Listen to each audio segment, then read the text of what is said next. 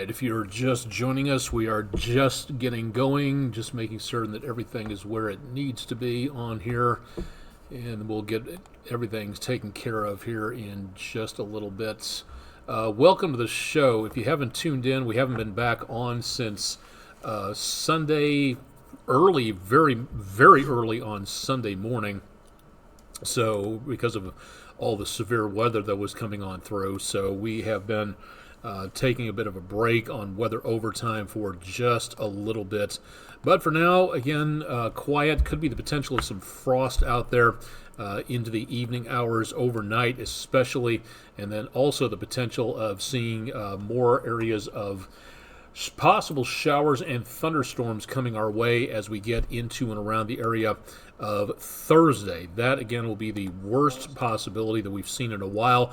It does not look to be a severe weather outbreak, so definitely some good news on that. But, again, for right now, if you have any plans for outdoors as we go into the later portion of the week, especially Thursday night, that's going to be the worst of it for right now. We'll keep an eye on that particular situation and give you an idea as to what's going on with the forecast coming up here in just a little bit. Yes, there is the potential of some thunderstorms that could be severe toward about Thursday, but it doesn't look like much for right now. We're hoping, again, everything stays relatively quiet. The problem is going to be, again, what we see out west. There's going to be the possibility of maybe some supercell type thunderstorms coming our way, and that, again, could be the potential of some problems well off into around the lower Mississippi Valley. That is where we could see the worst of the worst. But then if it moves our direction, that is where we could see some problems, again, as this storm system comes on through. And again, that'll be around Thursday late. I'm Chief Meteorologist Austen. Onek will go ahead and kick things off here and get things going. It is, again, Tuesday night. We are live and direct from downtown Chattanooga, Tennessee, keeping you updated with what's going on with, again, the current situation out there. If you have questions about the forecast, just drop them into the comments section. We're on YouTube. We're also on Twitch. Had a lot of folks stop by during the severe weather situation on Saturday night, Sunday morning of late. But for right now, again, the best potential of anything major coming on through will be at least a couple of days from now. So we're hoping that we're not going to see too much of anything else through here. Apologies for the bright line right there. That's my lamp that I wish we could have gotten tuned up before we installed it and tested it, but unfortunately it shows up as this bright light right there. Let's go ahead and get started for tonight. If you're just tuning in and joining us to see what's going on across the area, right before 10 o'clock Eastern time on Tuesday, we've got a pocket of colder air dropping into the area. We're back in the upper 40s for right now. It's what's going to happen later on tonight that we see the potential of maybe, again, some frost in the area. We're already down into the 30s around Altamont in Tennessee, and then also looking at some temperatures back in the lower 40s. So we do see, again, some pretty chilly numbers. Langston, Alabama, you're at 50. Tryon, Georgia at 50, 52. Down into Rome, Georgia. Everybody else back in the 40s, but coming close to those mid-upper 30s. And that is going to have an impact on our temperatures into tomorrow morning. High temperature today, 30 degrees below our record high temperature of 88 last set back in 1978. 41 the low temperature, and much colder than that tomorrow morning as we see some possible frost out there coming our way once again.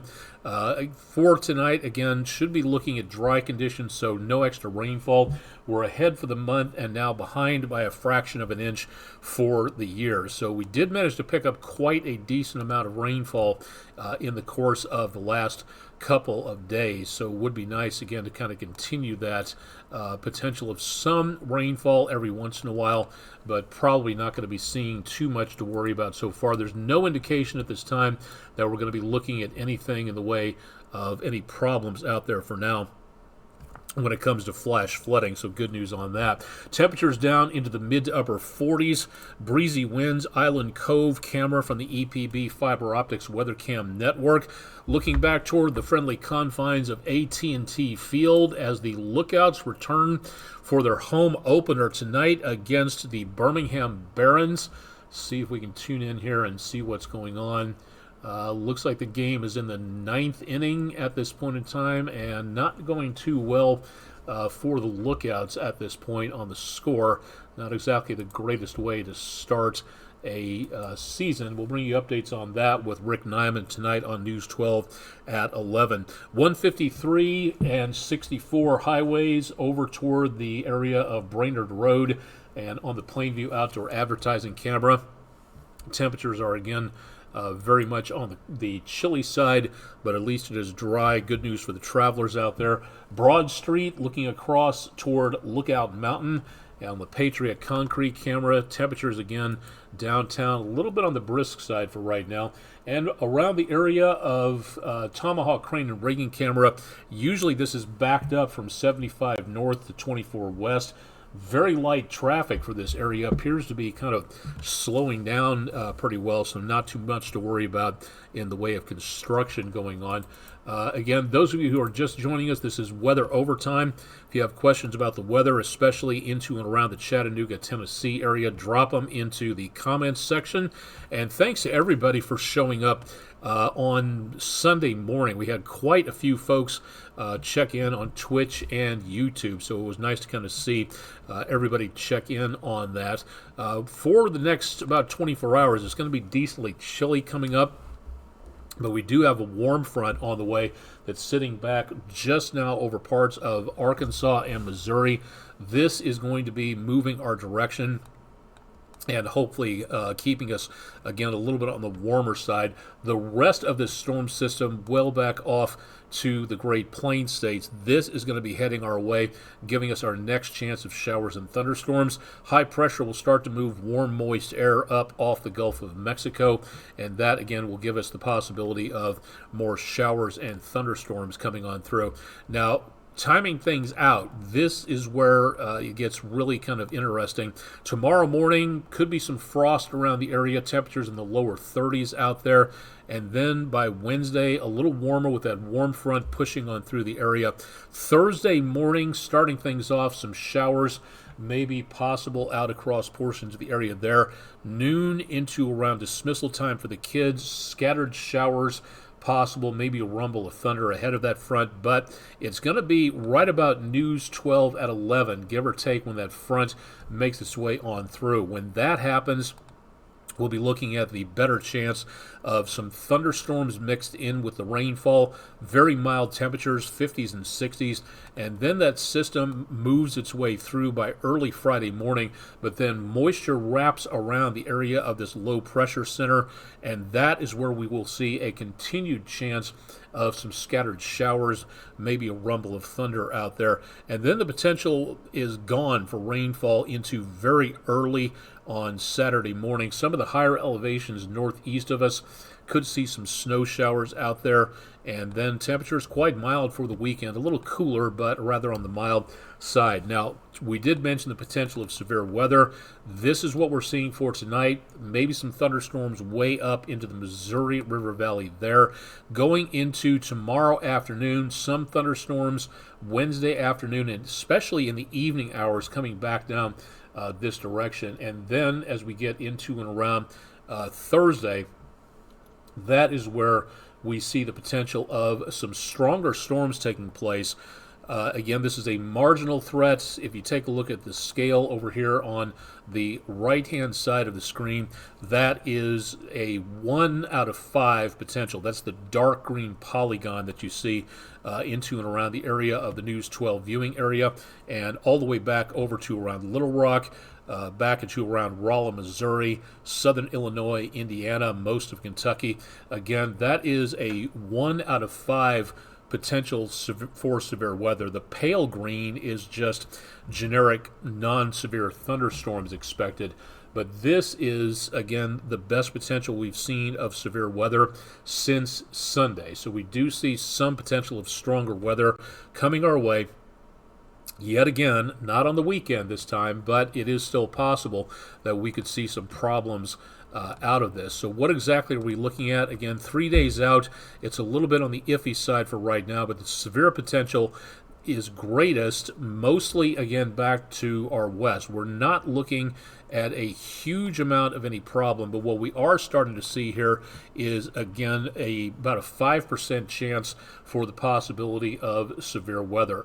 Again, it's not much, but then back toward areas around Arkansas, into and around the Mid-South area, into North Mississippi, North Alabama, much of southern and middle Tennessee. There is the potential of some supercell thunderstorms developing. Now, what does that mean? It means that these storms that develop well back into around this particular area, well west of us, if these storms are strong enough, they might be able to propel themselves across our area late on Thursday night, and again coming up into and around Friday morning. It's a possibility that some of those could contain some severe weather and the potential of some isolated tornadoes. Again, we're not talking about a huge amount of anything involving severe weather, 5% chance here.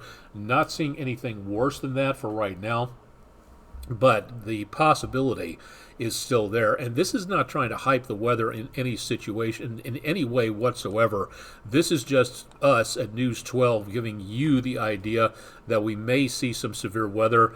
This is a kind of distant early warning to make certain that you are aware of the situation and you can stay up to date with what is going on from those of us here at News 12. So please keep it tuned for more information, and we'll keep you advised as to what's going on in the course of the next several days. Again, so far, no sign of anything involving flash flooding, no sign of anything involving major amounts of tornadoes, no huge tornado outbreak, but it is very important to keep an eye on what's going on with the weather, and we'll help you do that right here on News 12, so stay tuned for more on that. All right, Island Cove from the EPB Fiber Optics Weather Cam Network, looking off to the west, beautiful sunset reflected off the waters of Lake Chickamauga from earlier tonight. So for right now, again, the best potential for anything involving severe weather will be coming up late Thursday, early on Friday, and that, again, will be confined mainly to what we are seeing, again, with that front passing on through. By Friday, early, we should be looking at showers, then clearing out. The weekend, things cool off by just a little bit, and then we start to hit the high temperatures back in the 80s by next Monday. Coming up on tax day, that's 1 week from tonight. You got a week to get everything taken care of if you have not done so already, so something to take care of there. Now, for this tonight, this is important because if you have plants outside, and I just remembered I left my avocado tree out on the patio, so I got to get that taken care of at some point. It's going to be cold enough tonight to where, again, we're going to see some temperatures, a bit of a problem into some parts of the area. We could be looking at lows in the high 20s to around the lower 30s. And again, that is very widespread. The river valley being lower, thicker air on top of that area being a little bit closer down in elevation. The higher elevation, the air is thin, so we'll see less or thinner than what you'll see down in the river valley. So that's why you're seeing some colder temperatures on the higher elevations. Now, what does that mean? It means that as we go into late tonight, very early tomorrow morning, there will be the possibility of patchy frost. National Weather Service in Peachtree City, Georgia, and northern Alabama, from Peachtree City, again, for Georgia, Huntsville, Alabama, for northeast Alabama, issuing these freeze warnings in effect for warnings for anybody who has plants outdoors. Agriculture, horticulture, gardeners, people like me who have plants outside who don't want them damaged by the frost.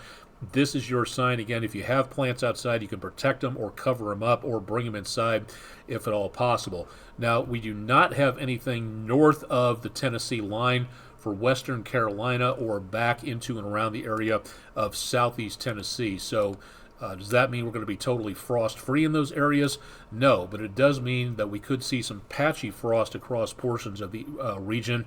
So again, if you are in anywhere and around the area, the worst of the worst is going to be here, but anywhere north of the Tennessee line, that is where we could see some problems with the plants out there. Sensitive plants, again, anything that's going to be susceptible to the frost with temperatures in the mid to high 20s, that again could be a killing frost. So if you have any plants outside, like me, definitely want to make certain you get those back indoors again so that they are protected from all of that. That's about the main problem we've got with weather tonight. Into the morning hours, again, temperatures will be on the brisk side as the kids head out to the school bus stop in the morning. Temperatures back into the mid to lower 30s, so expecting some pretty chilly numbers. That is not good news for waiting around when you have just shirt sleeves out there, so definitely a time to make certain you're bundled up on that as we go out and about. We'll be a little bit more breezy in the afternoon, but winds in the morning will fortunately be fairly light, so we don't have much of a wind chill to be concerned with, but there will be some at various points in time, so definitely want to make sure that you are paying attention for that. The rest of the morning, again, is going to be fairly chilly out there, so please make certain that you've got yourself bundled up, as well as the pupper if you have to be taking them around the block in the morning, as I will have to with Weather Dog Marlowe T. Shorkey. Very close to the lower to mid 30s in Chattanooga. Could be some frost out there. Thanks to News 12 viewer Hannah Stockford of Chattanooga for a view of her pupper Shih Tzu Primrose, enjoying a bit of a lay-in, and that couch looks awfully comfortable right there. Thank you very much for our dog walking forecast pupper picture of the day, and if you've got dog pictures to send in, go ahead and drop them to us at our website, wdef.com/dogwalk. I know it's a crash of rhinos and a murder of crows. I don't know what the proper term is for a group of pelicans. Seeing that group, I think it's if they're flying, it's actually called a flight of pelicans, if I'm not mistaken, on Watts Bar Lake. Thank you very much, News 12 viewer Robert Niemczyk, hope I'm saying that correctly, for our Langley Roofing weather window picture of the day. And thank you very much to everybody who has sent in some absolutely amazing pictures out there. If you've got pictures, we would love to see what you are seeing and show them to everybody. So go ahead and send them in to us.